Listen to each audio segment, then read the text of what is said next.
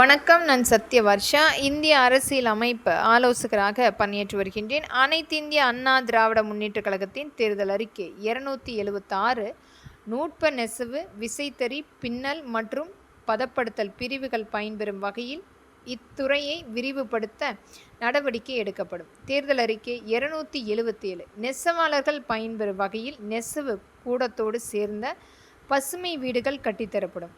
தேர்தல் அறிக்கை 278 கைத்தறி நெசவாளர்கள் நெய்யும் சேலைகளுக்கு சேலை மதிப்பீட்டில் ரிவார்டு வழங்கப்படும்.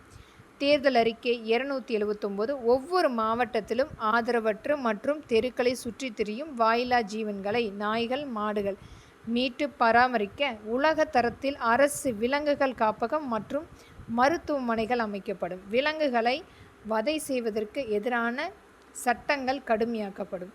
தேர்தல் அறிக்கை 280 தமிழ்நாடு முழுவதும் தெரு நாய்களால் ஏற்படும் பிரச்சினைகளுக்கு தீர்வு காணப்படும். மேலும் தெரு நாய்களின் இனப்பெருக்கத்தை கட்டுப்படுத்த சிறப்பு கருத்தடை திட்டம் செயல்படுத்தப்படும்.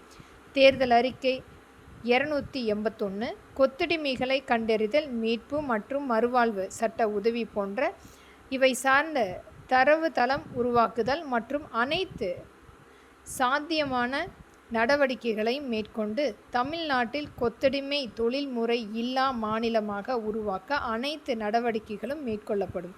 தேர்தல் அறிக்கை 282 ஜெருசலம் புனித பயணம் மேற்கொள்ளும் கிறிஸ்தவர்களின் எண்ணிக்கையை அதிகரித்து அவர்களின் பயண செலவு தொகையை உயர்த்தி வழங்கப்படும். தேர்தல் அறிக்கை 283 இஸ்லாமியர்களின் புனித பயணமான ஹஜ் பயணத்துக்கு பயனாளிகளின் எண்ணிக்கையை உயர்த்தப்பட்டு அவர்களின் பயண செலவுக்கு கூடுதல் தொகை வழங்கப்படும். மேலும் உம்ரா, மெக்கா, மதினா பயணத்துக்கு கூடுதல் மானியம் வழங்கப்படும்.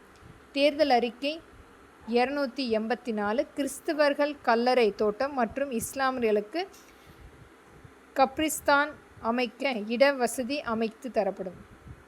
தேர்தல் அறிக்கை 285 புரட்சித் தலைவி அம்மா அவர்களின் கனவான கச்சத்தீவை மீட்டெடுக்க உறுதியான நடவடிக்கை எடுக்கப்படும்.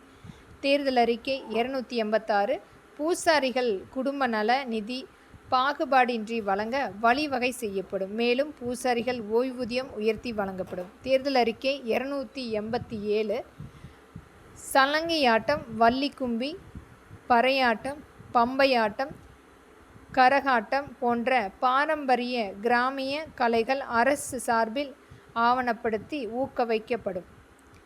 தேர்தல் அறிக்கை 288 மண்டலதோறும் உலக தரத்தில் விளையாட்டு பயிற்சி மற்றும் விளையாட்டு அரங்கங்கள் அமைக்கப்படும். மேலும் ஊராட்சி பகுதிகள் இளைஞர்களின் விளையாட்டு ஆர்வத்தை ஊக்குவிக்கும் வகையில் விலையில்லா விளையாட்டு உபகரணங்கள் வழங்க நடவடிக்கை எடுக்கப்படும். தேர்தல் அறிக்கை 289 உச்சநீதிமன்ற கிளையை சென்னையில் விரைந்து அமைக்க வலியுறுத்தப்படும்.